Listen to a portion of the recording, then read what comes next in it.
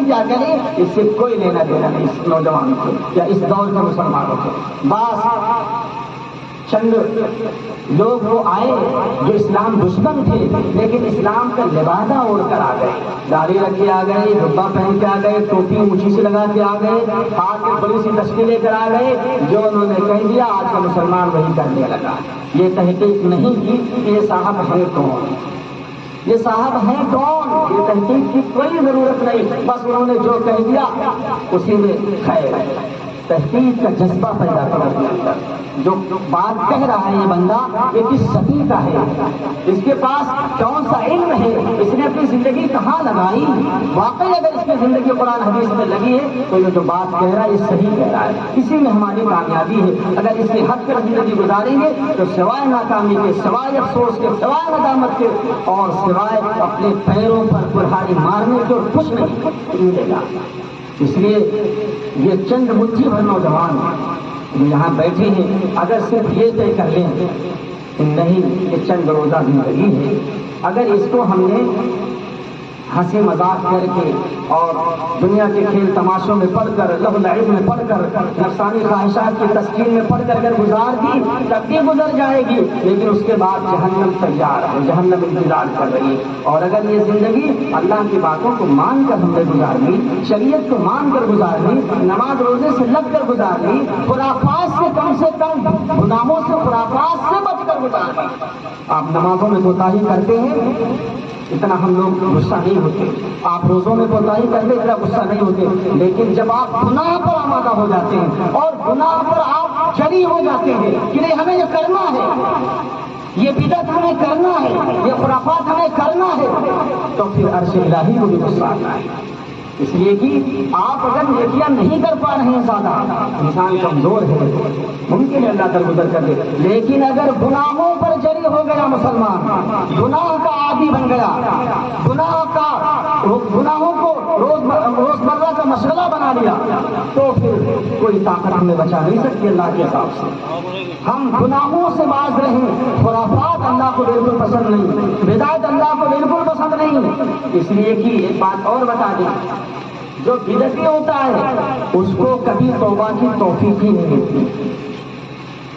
جو بدعتی ہوتا ہے, جو گناہوں میں ملوث ہے, مثلا ایک شرابی ہے, ممکن ہے کہ شراب سے توبہ کی توفیق مل جائے. کیوں؟ جو شرابی ہے اگر اس سے پوچھو شراب پی رہے ہو, غلط نہیں ہے, کہے گا ہاں غلط ہے, بہت غلط ہے, لیکن کیا کروں ایسی عادت پڑ گئی ہے, نہ پیو تو نیند نہیں آتی, نہ پیو تو بالکل ایک دم ایسا لگ رہا ہے کہ بدن مرجھایا ہوا ہے اور ہاتھ پیر میں اترے, اس لیے مجبوراً پینا پڑ جاتا ہے, لیکن ہے تو بہت غلط کام. وہ غلط کام سمجھ رہا ہے, ممکن ہے اللہ اس کے اس غلط کام کو سمجھنے سے اس کو توبہ کی توفیق دے. ایک چور ہے, وہ چوری کو غلط سمجھتا ہے کہ یہ عمل ہمارا غلط ہے, ممکن ہے ایک دن اللہ اس کو توبہ کی توفیق دے دے. ایک جوا کھیلنے والا وہ بھی اپنے اس عمل کو غلط سمجھ رہا ہے, ممکن اللہ اسے توبہ کی توفیق دے دے, کیونکہ وہ سمجھ رہا ہے کہ یہ غلط ہے. لیکن ایک بدعتی رسم رواج میں منجا ہوا اور رسم رواج میں پھنسا ہوا, اس کو توبہ کی توفیق کبھی نہیں دے. کیوں؟ اس لیے کہ وہ اپنے عمل کو برا سمجھ ہی نہیں رہا ہے, وہ اپنے عمل کو برا سمجھ ہی نہیں رہا ہے. تو جب وہ اپنے عمل کو برا نہیں سمجھ رہا ہے تو وہ توبہ کیوں کرے گا اس عمل سے, وہ چھوڑے گا کیوں اس عمل کو بھائی؟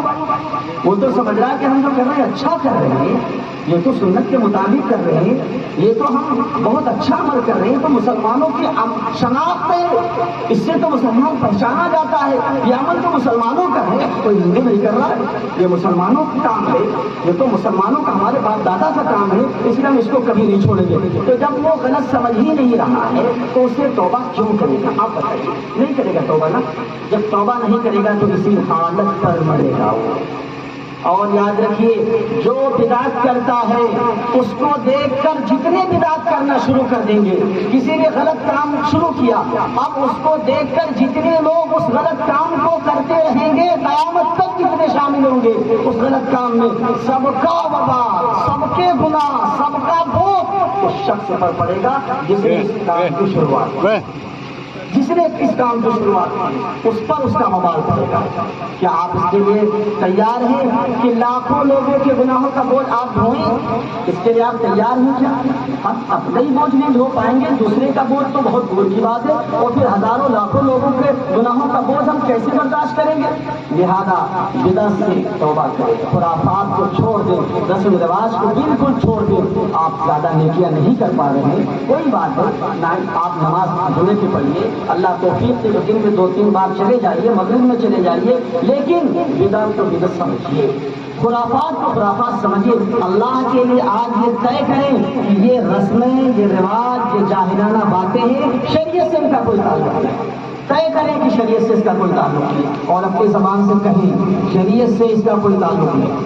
کہیں شریعت سے اس کا کوئی تعلق نہیں، نہ ڈھول کا تعلق، نہ تاشوں کا تعلق، نہ علم کا تعلق، اور نہ تعزیہ کا تعلق، نہ ماتم کا تعلق، اور نہ مجلسوں کا تعلق، اور نہ اس میں پلاؤ بانٹنے کا تعلق، نہ کھٹیا بانٹنے کا تعلق، نہ ادھر سے ادھر، نہ ادھر سے ادھر تعزیہ لے جانے کا تعلق. خرافات کا شریعت سے کوئی تعلق نہیں ہے. یہ سب شریعت کے اگینسٹ ہیں، یہ سب شریعت کے مخالف ہیں.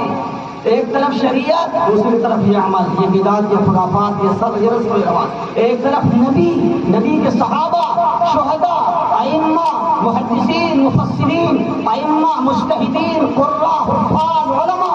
ایک طرف یہ بدعتی دوسری طرف، خرافاتی دوسری طرف ہے علماء. اب آپ بتاؤ کدھر جانا چاہیں گے؟